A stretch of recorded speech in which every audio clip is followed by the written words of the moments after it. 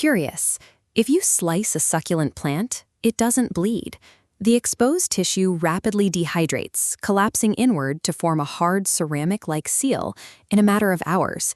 It immediately quarantines the wound. A leafy herbaceous plant, like tobacco, does the exact opposite. It aggressively pushes out new cells, rebuilding a completely new shoot from scratch in just a few days. We naturally assume that the faster an organism rebuilds its missing pieces, the better its chances for long-term survival. The multi-billion-dollar human longevity industry operates entirely on this premise, prioritizing rapid reconstruction over everything else. We are equating the speed of cellular regeneration with actual lifespan. But when you look at how nature preserves life over long timelines, you find a completely different set of rules. The organisms on Earth with the most aggressive, fast-acting regenerative abilities burn out and die the youngest. These ancient systems do not invest all their energy into explosive growth, leaving almost nothing for long-term stability. The absolute oldest living organisms share a completely opposite strategy. They actively delay regeneration. When they suffer damage, they isolate the failure and commit to preserving their existing structure over centuries. Look at an ancient bristlecone pine. It doesn't instantly regrow lost branches. It walls off the dead sections. That gnarled, twisted wood is a physical record of contained damage, and it is the exact reason the tree survives. Or consider a giant sequoia that has been hollowed out by fire.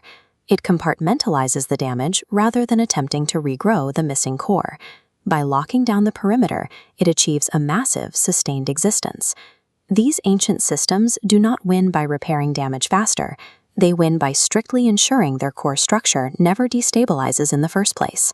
You will find these structurally rigid survivors in some of the most punishing places on the planet. A harsh, rocky desert hillside, completely dominated by slow-growing saguaro cacti, is a perfect example of this adaptation. The exact same survival dynamic exists thousands of feet underwater. Ancient corals and marine organisms thrive in an environment defined by extreme pressure and a total lack of sunlight. These habitats seem incredibly hostile, but they share a hidden common denominator. They are strictly constrained. The day-to-day variability in temperature, light, and moisture is incredibly low. Extreme longevity requires an environment that suppresses chaotic fluctuations. That external cage allows the organism's internal baseline to remain perfectly coherent over time. This three-stage flowchart outlines the healing state machine. Biological repair is a strict sequence of three distinct phases. Phase 1 is containment.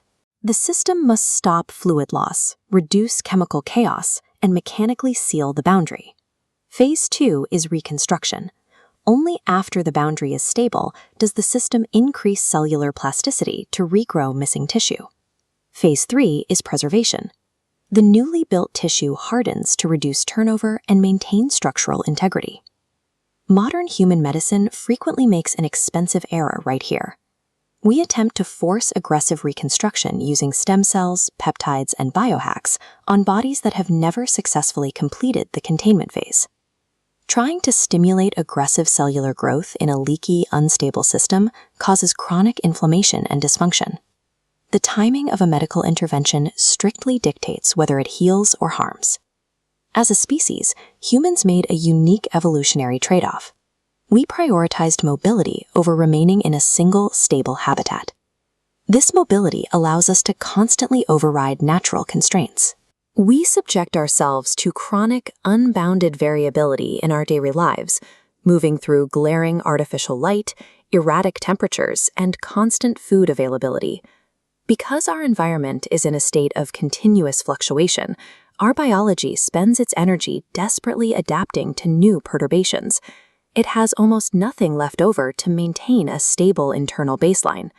We gained ultimate freedom and global dominance through mobility, but in doing so, we sacrificed the rigid environmental constraints that naturally enforce long-term biological stability. Biological regulation is entirely downstream of the environment. If your surrounding boundary conditions remain unstable, isolated treatments and biohacks have nothing to anchor to. The ultimate goal of longevity is not maximum cellular activation, constant youth, or aggressive regeneration. Look at how ancient systems endure for millennia. They survive by perfectly integrating with their constraints, rather than fighting them or constantly trying to regrow.